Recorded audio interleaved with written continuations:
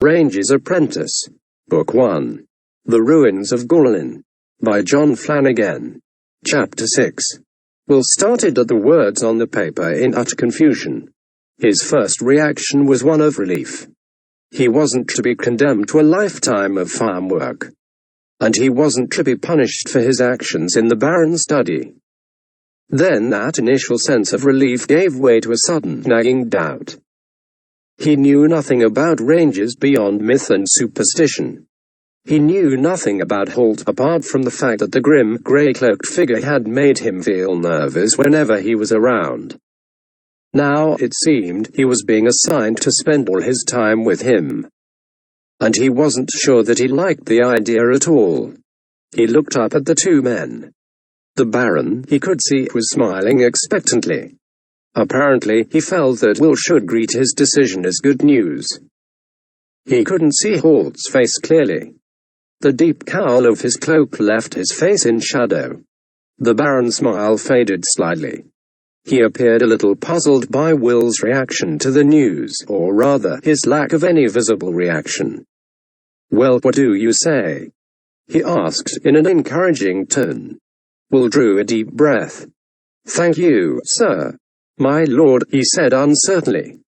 What if the Baron's earlier joke about the note containing his punishment was more serious than he thought? Maybe being assigned to be Holt's apprentice was the worst punishment he could have chosen. But the Baron certainly didn't look as if he thought so. He seemed to be very pleased with the idea, and Will knew he wasn't an unkind man. The Baron gave a little sigh of pleasure as he lowered himself into an armchair. He looked up at the ranger and gestured toward the door. "Perhaps you might give us a few moments alone, Holt. I'd like to have a word with Will in private," he said. The ranger bowed gravely. "Certainly, my lord," he said, the voice coming from deep inside the cowl. He moved silently as ever past Will and out through the door that led to the corridor outside. The door closed behind him with barely a sound. Will shivered. The man was uncanny. "Sit down, Will." The Baron gestured to one of the low armchairs facing his own. Will sat nervously on the edge of it as if poised for flight. The Baron noted his body language and sighed. "You don't seem very pleased with my decision," he said, sounding disappointed. The reaction puzzled Will. He wouldn't have thought a powerful figure like the Baron would care one way or another what an insignificant ward would think about his decisions.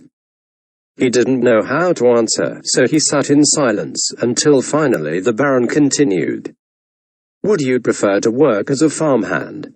he asked. He couldn't believe that a lively, energetic boy like this could possibly prefer such a dull, uneventful life, but maybe he was wrong. Will hurriedly reassured him on that score. "No, sir," he said hastily. The Baron made a small, questioning gesture with his hands.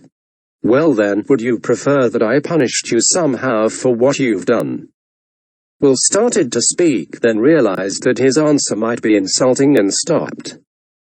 The Baron gestured for him to continue. "It's just that. I'm not sure you haven't, sir," he said. Then, noticing the frown that creased the Baron's forehead as he said the words, he hurried on. I don't know much about rangers, sir. And people say." He let the words trail off. It was obvious that the Baron held Holt in some esteem, and Will didn't think it was politic for him to point out that ordinary people feared rangers and thought they were warlocks. He saw that the Baron was nodding, and a look of understanding had replaced the perplexed expression he had been wearing. "Of course. People say they're black magicians, don't they?" He agreed, and Will nodded, not even realizing he was doing so. "Tell me, Will, do you find Holt to be a frightening person?" "No, sir," Will said hastily, then, as the Baron held his gaze, he reluctantly added, "Well, maybe a bit." The Baron leaned back, steepling his fingers together. Now that he understood the reasons for the boy's reluctance, he berated himself mentally for not foreseeing them. After all, he had a better knowledge of the Ranger Corps than of a young boy who's just turned 15 who was subjected to the usual superstitious mutterings of the castle staff. The Rangers are a mysterious group of people, Baron said. But there's nothing about them to be frightened of. Unless you're an enemy of the kingdom. He could see that the boy was hanging on his every word, and he added jokingly, "You're not an enemy of the kingdom, are you, Will?" "No, sir," Will said in sudden fright, and the Baron sighed again. He hated it when people didn't realize he was joking. Unfortunately, as overlord of the castle, his words were treated with great seriousness by most people. All right, he said reassuringly. "I know you're not. But believe me, I thought you'd be glad of this appointment. An adventurous lad like you should take to life as a ranger like a duck to water. It's a big opportunity for you, Will." He paused, studying the boy closely, seeing that he was still uncertain about the whole matter. Very few boys are chosen to be apprentice rangers, you know. The opportunity only comes up on rare occasions. Will nodded. But he still wasn't totally convinced. He thought he owed it to his dream to have one last attempt at battle school.